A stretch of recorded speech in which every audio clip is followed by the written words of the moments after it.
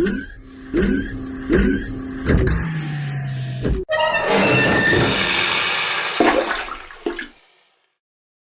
I'm going to experiment with some more uses for the polymorphic plastic, one that melts in hot water. The idea today is that on this Microswitch I like to make up the connector so as I can pull it out easy. So this is some beads already melted, excess from the last job. So the idea is to melt it and squeeze it together. We'll see how we go. I just boiled the kettle.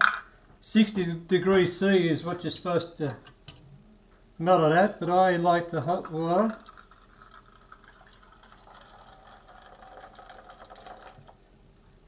Because when I return it back, it will slowly get colder, but down to the 60. You see it'll go clear on the outside, and then the thicker it is, the longer it takes for the white to disappear. When you have the beads, they all melt quicker because they're a small area, but when you make it into a shape, it takes longer.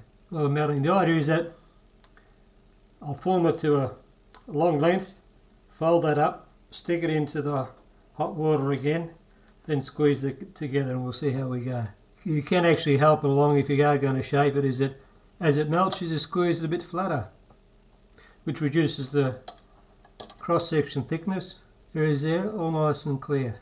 Keep in mind it is boiling water and it is hot. So here we go. You can see how pliable it is. You'll see that there's little joins here. That's where the different folds have been, so to get it clear, you can work those shapes together. It's fairly clear now. There we go, we just push it on, push it through, fold it over the other side, push it together. Now, as I don't want to dunk that back into the hot water to get water in the switch, I'll just take that out of it in the sink. And you can use the heat gun. This is a paint heat gun.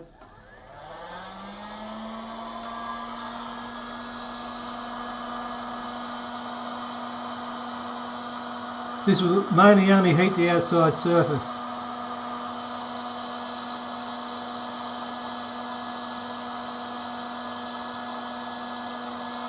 Starts to turn clear again.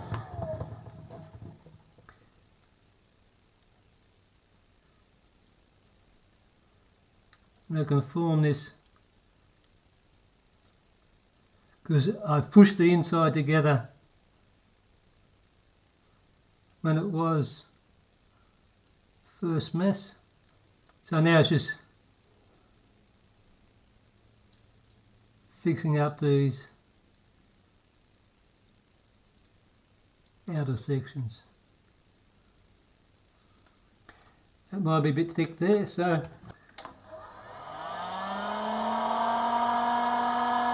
just target the area you want to manipulate. We'll just let that cool, and when it finishes, go back to it. There's a slight air bubble will join in there, but that doesn't matter.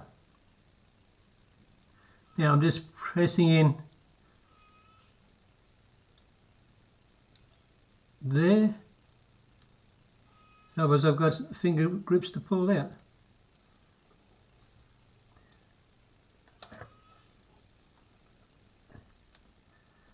There is a finished waterproof connector.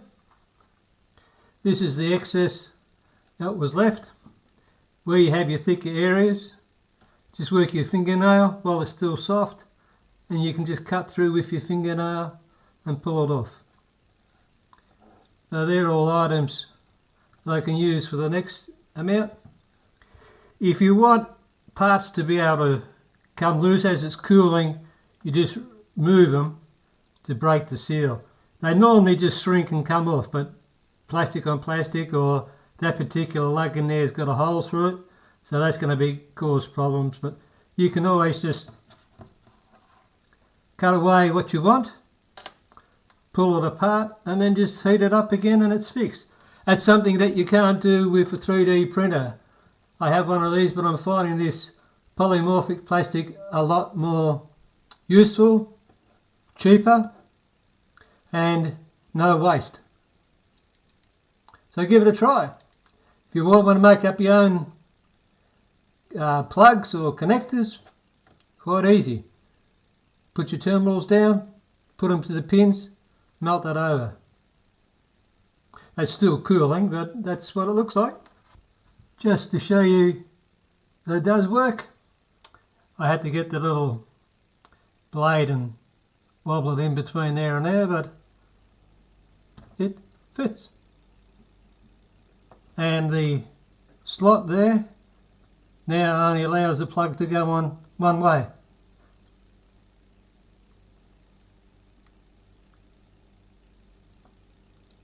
There it is.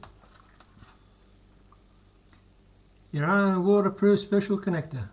And here it is fitted to the mill.